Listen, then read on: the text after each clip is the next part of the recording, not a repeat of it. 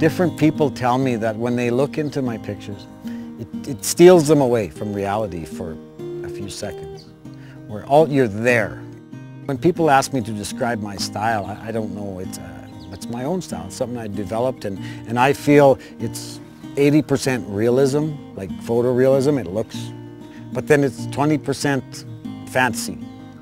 It's a little bit prettier than it really is. Like when I do a lightning strike, it looks nice and vivid and warm and romantic. It doesn't look violent and loud and scary. It looks pretty. Northern Lights are beautiful. I've watched them lots of times. When I paint them, and the way I like to paint them is so they look nice and beautiful, but also warm.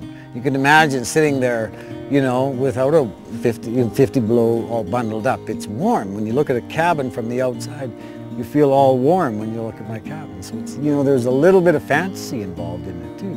And I managed to do that, put that on paper, and people enjoy it. And it takes them away. Lots of them it evokes memories, other ones it invokes dreams or fantasies that they want to be out there in the bush watching the Northern Lights or doing whatever. So I never dreamt in a million years that I would be where I am today. I always thought it would be an add-on, or, you know, it wouldn't be 100% my job, because that would be a dream, and dare to dream that big. My head's still full of dreams. I'm not done, you know. I've only just begun. But if you gotta keep chasing the dream, or else what's the fun of it, right?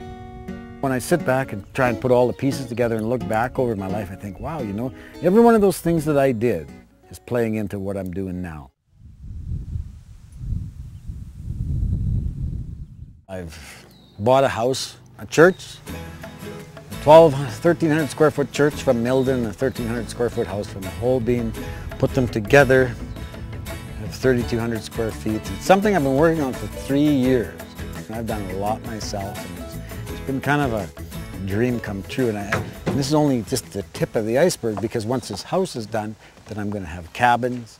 I want to have art school and have private viewings out here at my house for, you know, for customers and so on, and have wine and cheeses and so on at my residence, and just enjoy this place, because it's an oasis. It's like a little Shangri-La out, you know, just north of Duck Lake. It's one of Saskatchewan's best secrets, so I don't want to say too much anymore, because I've said enough.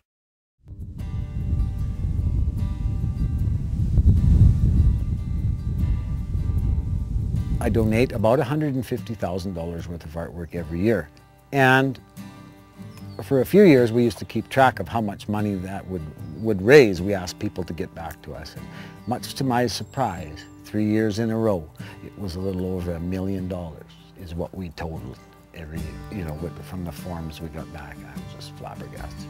Little old me, little old Glen Scrimshaw, who likes to draw and paint, and I've managed to make a business. I can help to raise $1 million a year through my artwork, through donating. That's wonderful. It's something I've always done ever since. I remember, you know, when I first started out and I began to donate quite a bit. My own dad saying to me, son, I don't know if you should be giving that much away. You know, people that give everything away in business don't stay in business very long. But I said, that's all right, Dad, I got it under control.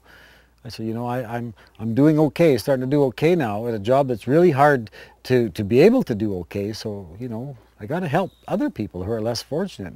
It's so important to me. I wish everybody in the world would give what they could. Then it would be a wonderful place. I do go into schools and I talk to kids, and usually when I'm there I also do a little piece of artwork, and, you know, so give a little bit of an art lesson, and we talk, and I allow questions and so on. But recently added to my little thing at the schools is, you know, I take a poster. Last fall I cut my hand really seriously making this stuff for making the trim for my house by not paying attention. I wasn't staying focused on what I was doing. I let my mind wander. Next thing you know, I just about cut my fingers off. So I leave a little poster with the kids that says, you know, safety first, stay focused. It shows an actual picture of my hand 3 days after I cut it, because I had to get the bandage changed. I had the doctor take a picture of my hand, which he thought was quite gross, but I had him take it because I knew what I was going to use it for. And it sends a really strong message.